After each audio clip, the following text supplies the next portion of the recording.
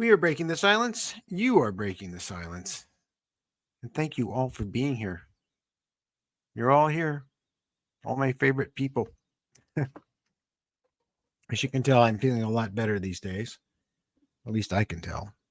Um, it's really something. I mean, ever since it's been 9 months since the surgery, and then I had another one, and then back and forth and back and forth. And all during that 9 months, I got through and I did what I had to do, but I never felt well. I just never did. And then all of a sudden, about a week ago, I just started feeling like myself again, and it's remarkable. I don't. Maybe finally, after 9 months, my bladder suddenly healed real fast. Uh, but my head's clear, everything's working well, and I am so incredibly grateful to whatever the doctor, the spirits, whatever it is. But I am one of the most grateful people on earth, especially to have you all here too. So, tonight's show. Yeah, I got at the end of the story a little over the top, I guess. I don't know. You know, it's it's difficult to watch what's going on in the world, and then I'm confronted every week by wonderful people, kind, gentle, intelligent, thoughtful, aware, connected people like yourselves. And what I see going on in the world is the last thing that is. And it makes me realize how important it is for us to spread what you have. I think it can be made contagious. And if it's made contagious, then all our future generations, our children, our grandchildren, our great grandchildren will all have a better world to live in. And we really have to bring that around. And as far as the message is concerned, well, you'll see what it is tonight. But I think you already know what it is. We just said what it is. And there's you know there's a lot of us. They're not all here on Breaking the Silence, at least not yet. But slowly but surely, it seems like they're all filing in. And again, this is not a cult. This is not a religion. This is a movement. This is people getting together who have these experiences and have had them for 50, 60 years or more, and finally starting to maybe see what the purpose behind it all is. And when you go out into space, which you can all do in your minds right now, and look right back on the earth and just look at that earth, that's why this is happening. So the show tonight is interesting. It is, because it's based on experience I experienced 2 weekends ago. So it's something new and something fresh. Next week's is going to be on one that happened when I was living in Bernie, California. Look it up on Google. It's a little tiny logging town in the middle of nowhere, up in the high mountains. And I spent time there a whole year with my grandmother up there where she was living. And what a wonderful place. I mean, talk about being able to connect with nature, but also a lot of things happened there. And so we're going to go into that a little bit. And then we have Joe coming on next Sunday to do a show in front of our cameras instead of me. And that's great. And we have people, thanks to Yvonne Smith, who reached out to the group. We have people wanting to come forward and slowly but surely to be heard and to share and break their silence and share their story and help spread this new consciousness and awareness about what's going on. But they're going to be doing it via this method we're doing right now. So as you can see, the image quality is not that bad, and you can light it dramatically to an extent. So we're going to be doing that, and I'm going to be actually filming the screen. It'll be full screen, and it'll be filming the screen itself and doing some creative things with that. And then when they're describing what they experienced, of course, I'll be doing that using my CGI artwork that I do, and some of my hand illustrated art as well. And it'll be a nice mix because we're missing out. You're missing out on a lot of people um, that would come forward if they could get to our studio, but they can't, and we can't get to them. Not yet. It's my hope in the future we will, but for now, let's get them on camera and let's hear their stories and keep this moving forward. So, all right, I've said enough. So, what's going on? What do you got to share with me? How do you like being put on the spot? So, yes, do no harm. Be gentle. Be inquisitive. Be here. Yes, absolutely. Absolutely. I mean, I'm always talking about it to Mary, and it's just that, you see the news, you see what's going on to keep informed because it's important to do it. And you just see how incredibly disconnected these people are from reality. And they would say to you, and to me, we're the ones that are disconnected from reality. We think we have contact with aliens. Well, these people don't even have contact with their backyard or the sky. All they have contact with is, well, what they're obsessed with. So somehow we have to shock the monkey to life, and we're trying to do that.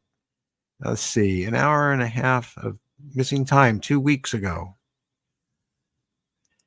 Well, and we need to get that back. Maybe maybe there's something we can do. Thank you, Jill. And hi, Ike. And hi, Florida Man. And Catkins, Jill, Judy. You guys are just great. What happened? I don't know. Did something happen, Mary? 2 weeks ago.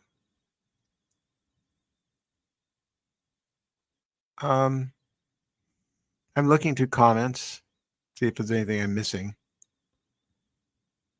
World is a beautiful place and have humans filled with misery in many places. Yes, that's true, Gnarly. That is. But it doesn't have to be that way. This planet has everything everyone needs. But when a few take it all and hold it for a ransom, then you have people that are in misery. New comments. Okay. Well, you're welcome, Jill. You guys have any questions or anything? I've kind of I could talk about helicopters again. I don't know if all of you were at the show last night when I showed the video of the helicopter that was stalking Mary and I in our backyard. I think most of you saw that. They never look up. That's true. Because they're afraid they'll get eaten by a dinosaur bird thing on another planet. So, yeah, I have been going through my photographs and finding things I thought were lost in the flood, but I've been finding, things with where I'd written on the back about helicopters that were following us home. This one was hovering over the driveway, and it's not black, and they don't have to be black. But I had black ones too, lots of black ones, and lots of different types of black ones, and this was one of them with the door open and some guy sitting there with a camera looking at me. I'm not sure what that was about. And he orbited the house for, a really long time.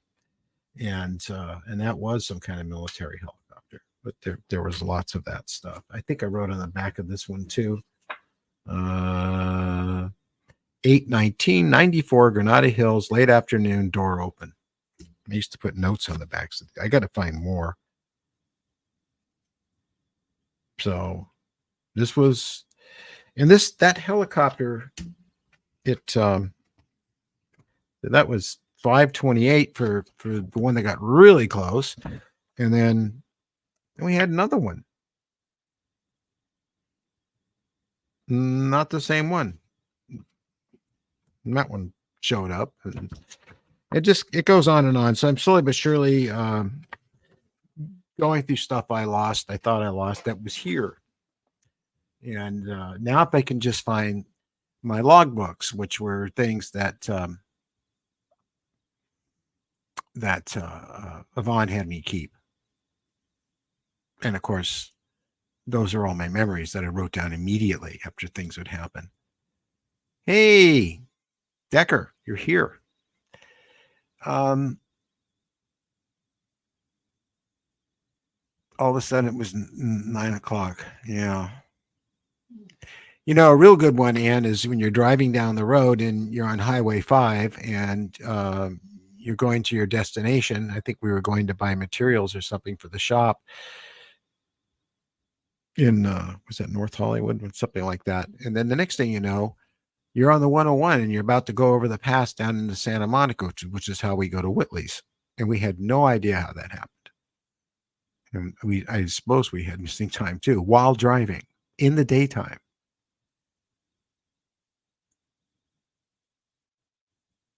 I'm reading your comments, you guys. That's why. Great to see you too.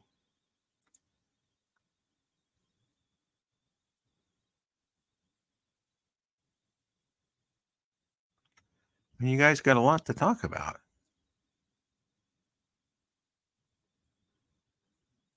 Oh, Pogan. Hello, Pogan. 1983. You're a youngster. Did they inform you about their role in our history? I think we've always. Yeah, kind of, sort of. I have an example of that because I've done hundreds of pieces of artwork on this subject matter over the years, and is let's see. Well, if it's not in my role here, I can easily find it. Come on, where's all that artwork? There's the file. Yeah, I have a really good example of what their role in history. Oh, what the heck? Why is it?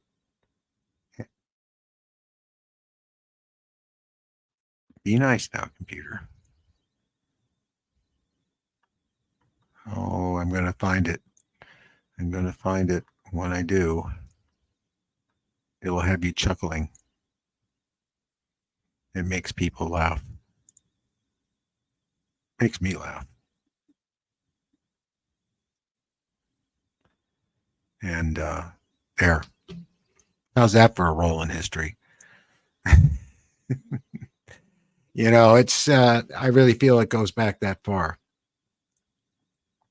And he's not even a Neanderthal. He's and it is Neanderthal, not thal, tall. And he's a little earlier than that, more like Homo erectus, somewhere in there. Yeah, and I got that image from my experiences, and I got another one too. Let's see if we can find that one. That would be the newer stuff I did. I'm sorry, I'm laughing. It's not fair, is it? Let's see. I'm going through my files here, the Steve files. Let's see if that one's here. This was a sculpture I was working on that I forget what happened to it. It has nothing to do with history, but it is interesting. I've never shown it before. And it's a little stylized, a little bit too much muscle and bones and things, but that's because it was going to be for film, and they want the stuff to be, more. I don't know. I call it Hollywood. Okay. Progenitors. The eyes are on point. It depends on which ones they are. Because there's different grays I've been finding. So let's remove that. Still want to find the other one that has to do with history.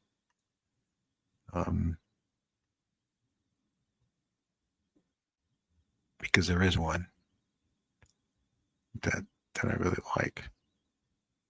It's up on my wall here in the studio. Man, I can't seem to find that. Let's go up a level. Here's visitor art. Maybe it's in here. Finding lots of interesting stuff that I haven't shared with you guys. I've done so many pieces over the years, and I really want to get back to doing more. Um, it's been really hard doing the show and trying to keep up with getting something up every Saturday. Come on, it's not here. There's this neat owl.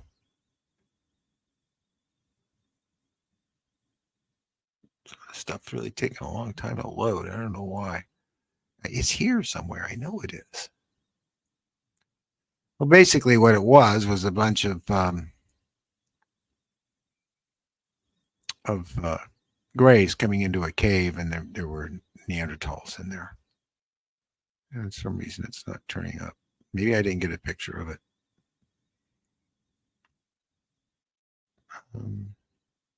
Oh, I guess I didn't. I get it. Bigfoot. This one you'll get a kick out of. Anyway, I better go back to comments because I can't see them when I'm doing that. I thought it was a Bigfoot in the painting. Does anyone have any experience with Bigfoot sighting? Yes, one stood over me, stunk like hell, scared the heck out of every kid in the overnight hike camp in Mendocino County we did, and the counselors were out of their minds with fear and checking the whole camp to make sure everybody was okay. I didn't get a good look at it. It was very big, dark shape standing over me. And the funny thing about it, when I go back to that, I don't remember being afraid. So maybe they have a way of conveying that to us, and like, I'm not going to hurt you. Don't be afraid. Sound familiar? Yeah, they have had a relationship with us for a very, very long time. And that's why I constantly go back and will say to people over and over again that 2001: A Space Odyssey is the greatest film ever made about this subject. It's all there from the very beginning, in the Dawn of Man sequence, all the way to the end with the new evolution in human species that are known as what they called in the film the Star Child. And yet it's amazing how many people. I was speaking once a long time ago, back in the 90s, to a big group of MUFON people. And I said, I think someone asked me a question, what do you think the greatest film ever done on the subject? And I said 2001: A Space Odyssey. And I never got a larger bunch of blank looks ever. And once I explained it, then they all went, oh, and it's just funny how that's missed in that film. If you haven't watched it in a long time, go back and watch it without commercials, preferably on a large screen. So, hey, Count.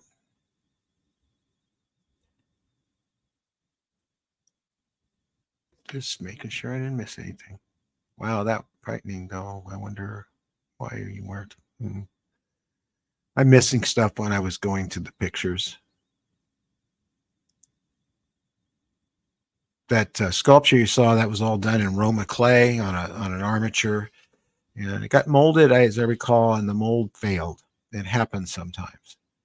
It's hard work in sculpting, and then just the build up to sculpting, then making the mold, and then cleaning the mold out, throwing away the sculpture because it doesn't survive, and then preparing the mold and making an armature, injecting foam rubber in it, and all that stuff. It's really hard work. And I'm finding now that I'm older that it's something that I don't do as much because it's just hard on me. Hey, Count. And suddenly repeat itself. What? I was watching WF and AJ and suddenly repeat itself, and then a few moments. It was red, skin tight, feeling like a burn. Wow. Yeah, I like the Y files. Not everybody does. I've heard people say they don't trust AJ. They don't trust the Y files, and I know why this is because he debunks stuff, but he doesn't. He's the only debunker I could ever be okay with because he's completely honest and fair. I mean, if you say you were born in a certain era at a certain day and time, and he goes and checks it out online, finds out no, you were lying about your date of birth, or you were lying, or you weren't. Well, let's not use the word lie. You weren't being correct in your date of birth. You weren't being correct that you worked for some institution, or that you had a degree in something when you didn't, or you didn't fly a certain aircraft in the Air Force. And that's not debunking, really. I mean, that's just fact checking, and he fact checks everyone. Despite that, there are people whose facts don't check out, but they still had really good stories, and a lot of it could be verified. And so he always ends the same way. I think people click off by the time he even gets there. He will say that, to be fair and be honest, I have an open mind, and he'll say, "Do I believe that we're being visited? That there are UFOs here? Yes, I do." It doesn't matter how much a certain story that might be near and dear to your heart, that he finds out information about you didn't, or I didn't investigate personally. To me, he's done me a favor, because a lot of times I go, I didn't know that. I thought that was the case, but then that's just being honest, and he is very honest and very kind, and so I really like AJ, and yeah, Lizard people. I like him too. I have friends that can't watch. Whitley Strieber could not watch the Y Files. I couldn't get past that fish. Thank you, Decker. W. Decker. Your first name, Will? We're not supposed to do that here. So thank you very much. Yeah, Whitley couldn't get past the fish. I had another friend that I've known since grammar school, and she couldn't get past the fish until it was an episode that really caught her interest, and she said, I put up with the fish. He was great. Well, there you go.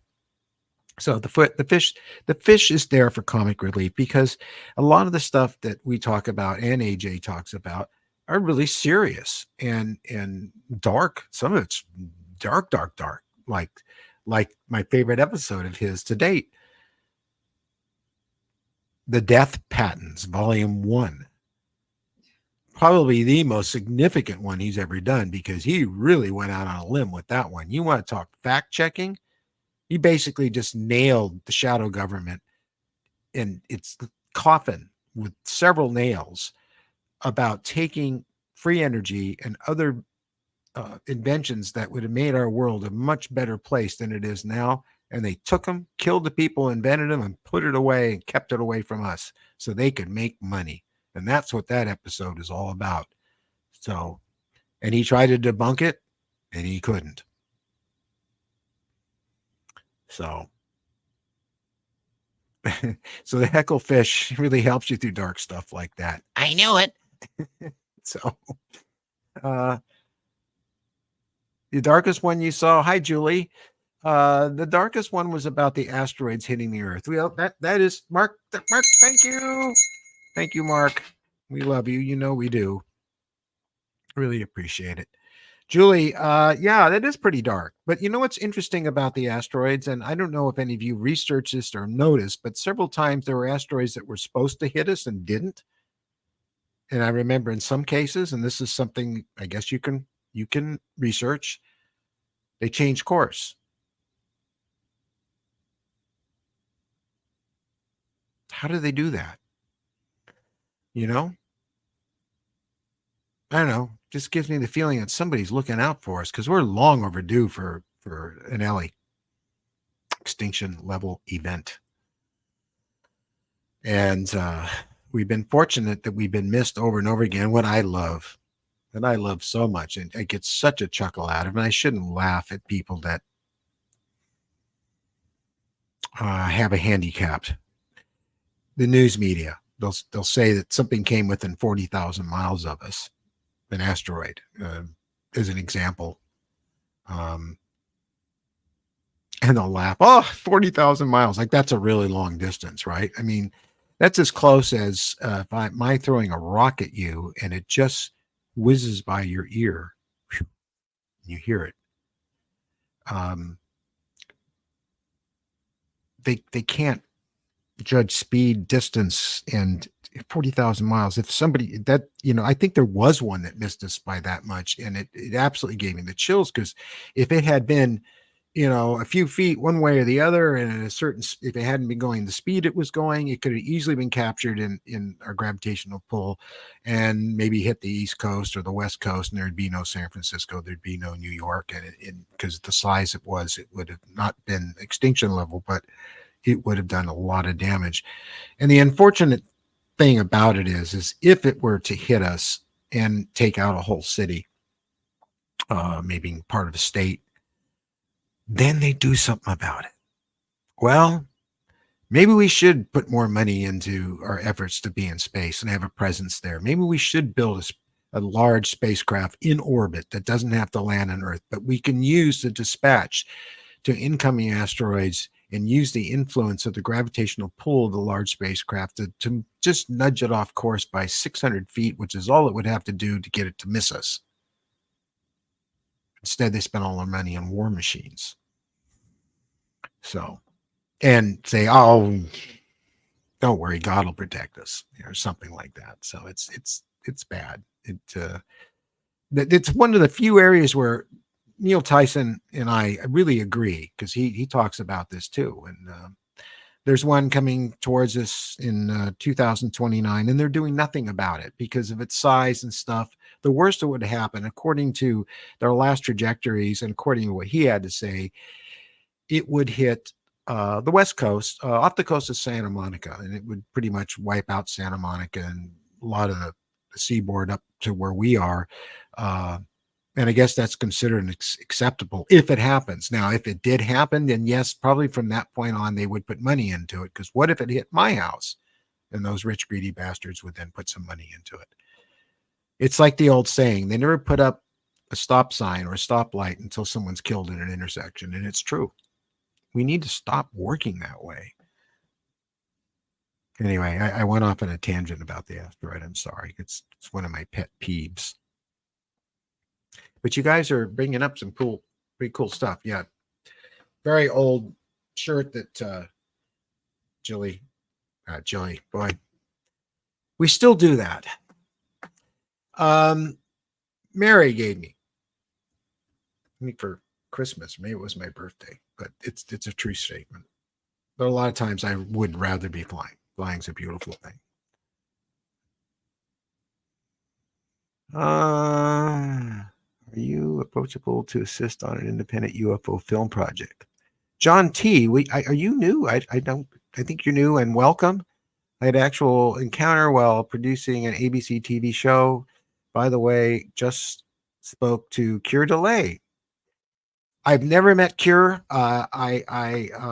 I've been friends with Gary Lockwood for a while. When he lived in Malibu, he used to come here all the time, and he was a lot of fun. And Cure and him were very close. Most of the people worked on 2001 stayed close. And yes, I don't know how I would assist you, John, but I'm very approachable, and you can reach us by email and after that by phone. And yeah. Yes, it is, Jill. Sparkling gem. Oh, John, thank you very much. Yes. Thank you. Thank you very, very much. I don't know, John, if you've seen the films we've been making, which is the main thing we do here at Breaking the Silence, but we produce a show every week that premieres on Saturday, and it's just me and Mary, and it's been hard to produce anywhere from a 10 to 20-minute show and do reenactments using CGI. I use Unreal and Blender. I've worked in in CGI since its creating since creation back in the early 90s with Lightweight and stuff. I've been a filmmaker all my life and worked on all kinds of movies. So, but if you haven't watched their shows, check one out. By the way, I wanted to bring up the fact that I am amazed. What is the deal with My Mother's Secret? I mean, 33,000 views by now, and maybe it's up even higher. It's been going and going and going, and it's something in that one that's really been attractive to people, and I'm not quite sure what it is. No, none of the other shows except Daphne has got those kind of numbers in that short period of time. You've had incredible 2001 synchronicities. You and me both. You know who Dan Rector is, and of course, I was put in touch with him by a friend. In fact, he was one of the actors in my movie, but something is there. And he came here to the studio and wore my Moonwatcher head that I recreated. I did an accurate recreation of it. Adam Savage has one. He loves 2001 as well. And he came here and did a podcast because Gary was here. So Gary Lockwood and him, and we still have that podcast. It's still available. And they talked all about 2001 and their love for that movie and lots of really cool behind the scenes stuff. And it was an amazing day having those two here. And I've been having these synchronicities all along. Of course, I never got to meet Kubrick, and I would love to that because I don't have a lot of heroes, but he's one of them. Arthur C. Clarke, I met thanks to Francis Ford Coppola when I was friends with Francis and working at the American Zoetrope in San Francisco, its original birthplace. He came in there to talk to Francis about making Childhood's End into a film. And I remember there was a letter pinned up on the bulletin board next to Francis's office there. And it was a letter from Stanley Kubrick because Stanley was originally supposed to come to the Zoetrope to meet with Francis. And he sent Arthur instead because he couldn't make it. God, it just broke my heart because there was my chance. I mean, I was only, what was I, 20, 21? Right in there. God, it would have just been amazing to meet him. I would have been blubbered-mouthed. I wasn't that impressed by Francis. I mean, he was a wonderful human being. He's a friend. I didn't know that Francis, was. I didn't know what he would become, and at that time, he had just done Patton and wrote the screenplay and won an Academy Award for that. But I didn't know much about that because all my interest in films at that point were mostly sci-fi. So, but that was a wonderful opportunity. Just started watching. I had okay.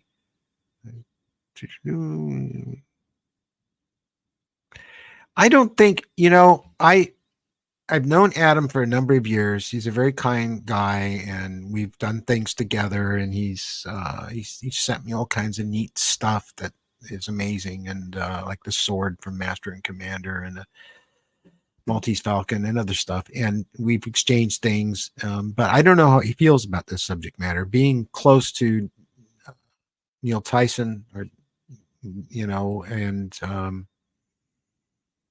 I don't think he's. I don't know that he's open to this subject. I really don't. I've never talked to him about it.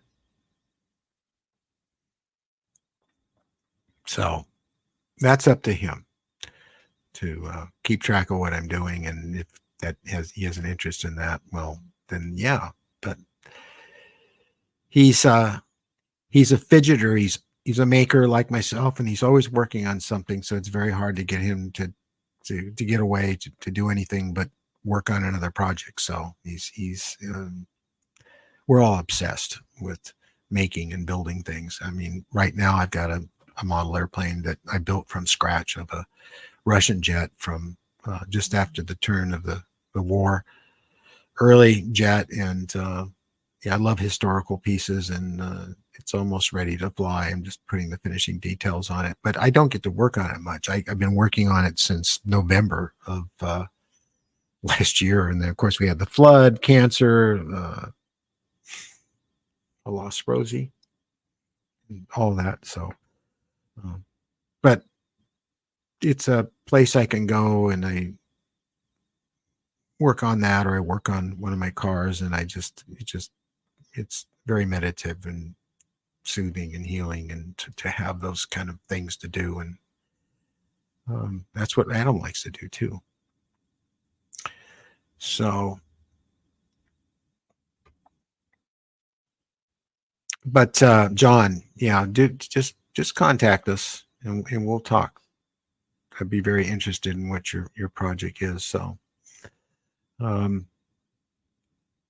ultimately, I would like to do down the road a feature length film about this subject, and not a documentary, but a film. I mean, a kind of a, well, not like Close Encounters even, but just something that really honestly goes into the life or lives of people who have these experiences, um, without scenes like we experienced in Fire in the Sky. You know, you don't do that.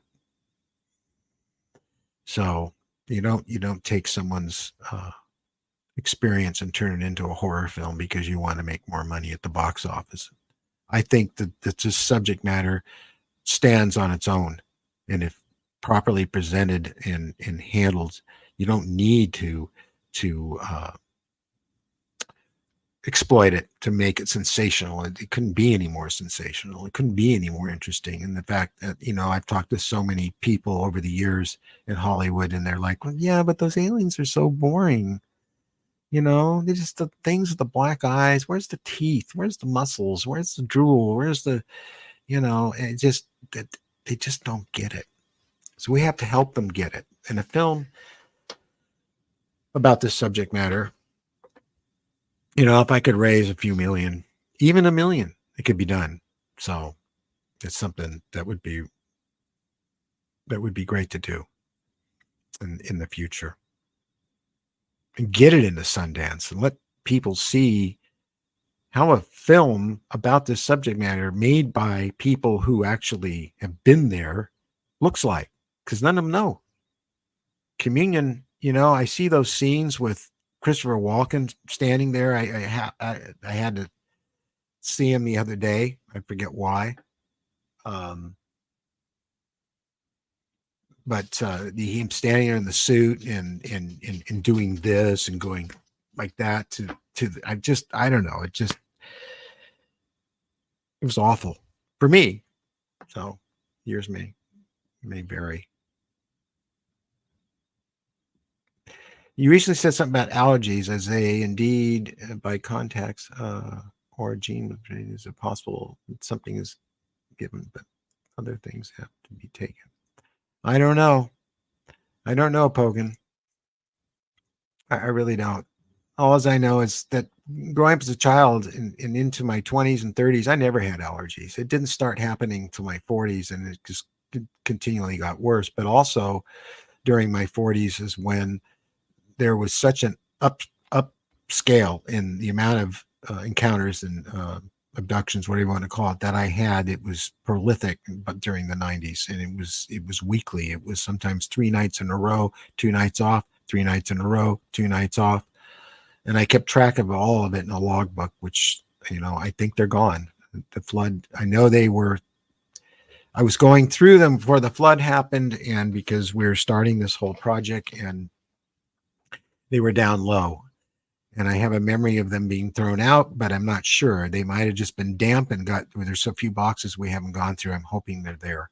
But a lot of it's in my book, but something is there because that book was written based on those. So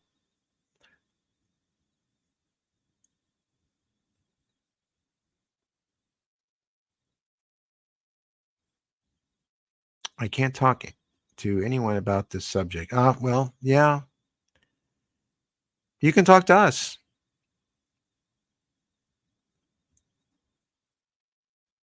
I am truly happy when I create. Rachel, there you go. Having a passion and having something you really look forward to doing.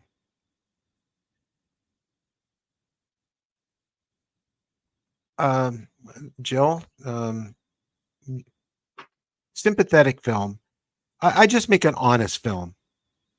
I would, because um, you start off as a child and they're your friends, and you hear this over and over again. I do, and then you keep getting told to grow up, and you grow up, and now they're not your friends, and then you get older, and the experience evolves, and they become friends they were when you were a child again. There's something to that. I'm not sure what it is, but there is. So, um, oh yeah, I always thought that the Grim Reaper was cool when I was a kid. And maybe that's why.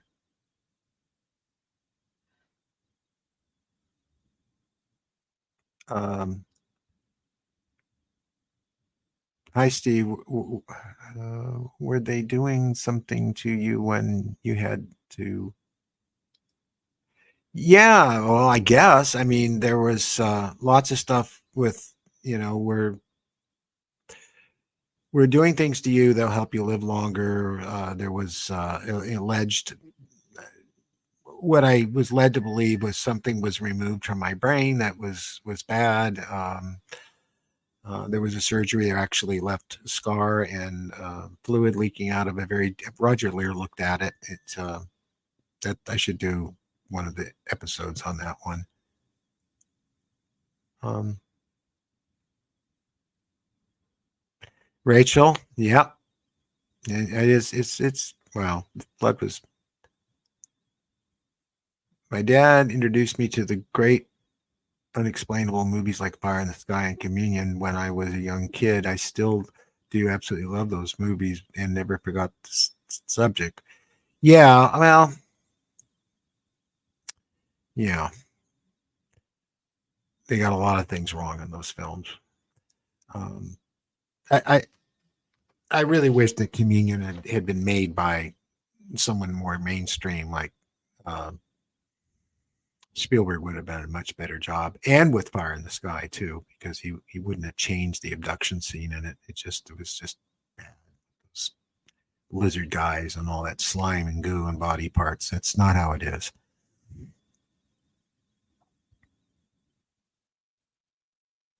The Boogeyman. Oh yeah, you guys are moving at light speed here, so I'm trying to keep up. I don't want to miss anybody. You're all important. You all need to be heard. You all deserve attention for what's going on. So, um, very important. So I try to. If I miss somebody, please accept my apologies. Because I have an original Honeywell pre-production technical drawing used by Kubrick's team for the interior of the moon shuttle cockpit, the moon bus. Yeah. Well, I have a lot of things from 2001. I mean, some, well, you can see the space station, and that was made because of Adam Savage. He basically told a museum in San Francisco that I could make this in 7 weeks from scratch, and I did. I don't know how, but I did. Um, it's quite large. It's not as big. It's half the size of the one that was actually there. But I also have a lobby card that's a 3D lobby card that's in perfect condition.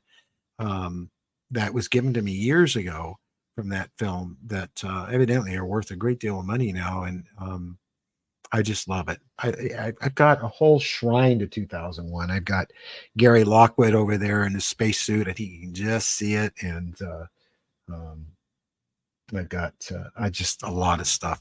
If you can get over here, John, you'll get to see a lot of it because it's all here. Yeah, it would be great if we all meet one day in person. But the way things are, the only way that can happen would be might be spooky to some of you. It would be nice. How amazing would that be?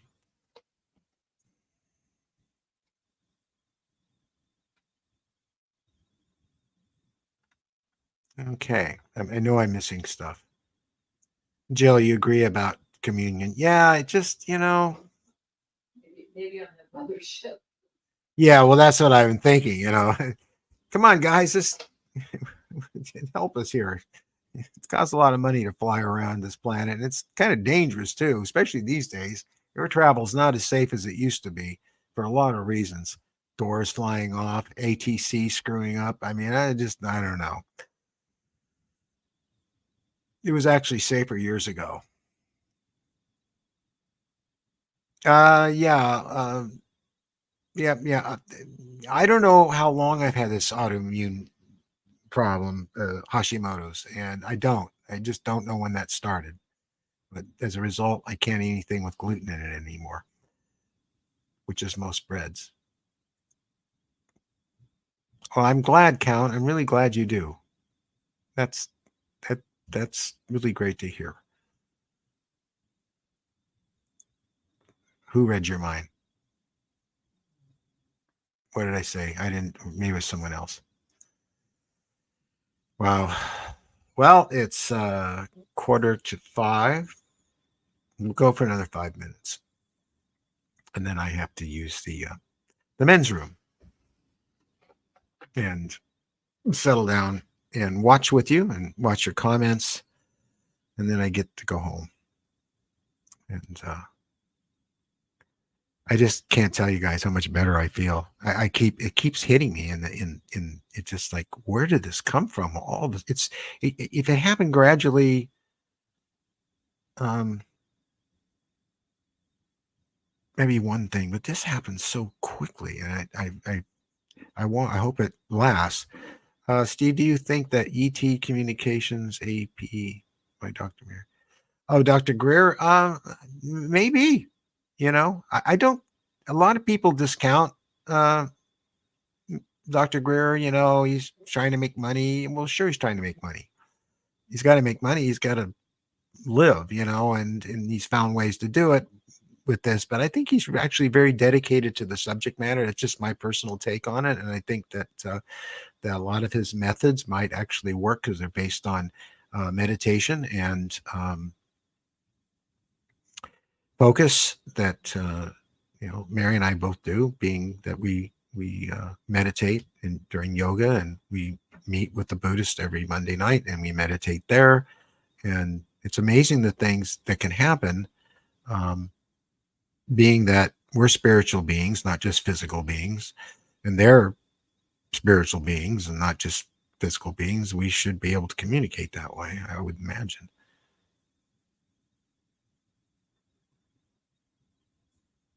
Yeah, it is a relief. It is something.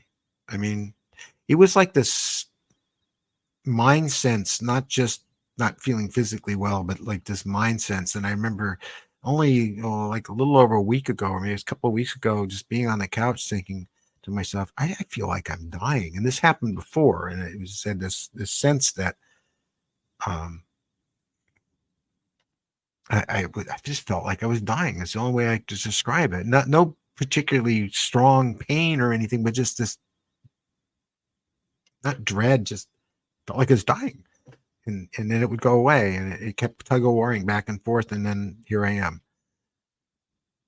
Yes, I know that he opened that up, and I saw that on Facebook, and I haven't had a chance to go there. Uh,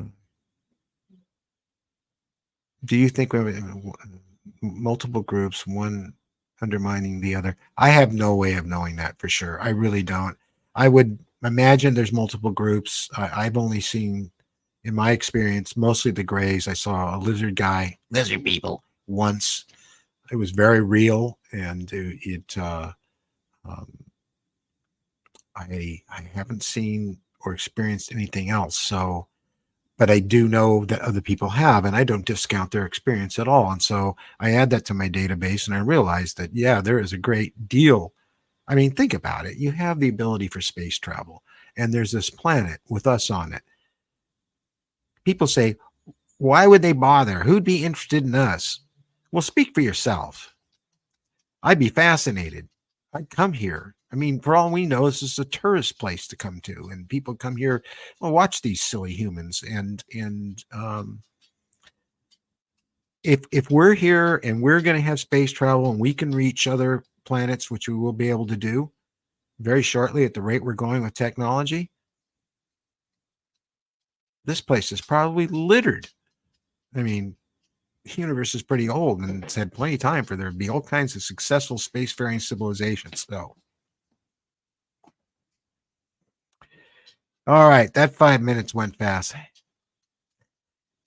You guys, I love you, and and thank you, thank you for your support, and we're going to keep this going. We're going to keep this going, and you're the reason why.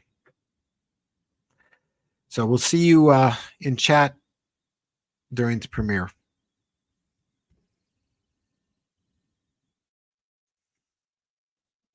Oh, boy.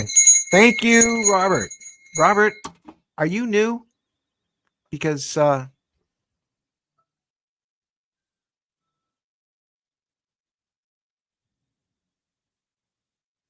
okay, you guys. But again, Robert, thank you. Thank you so much. And hope to see you here again. Good night, you guys.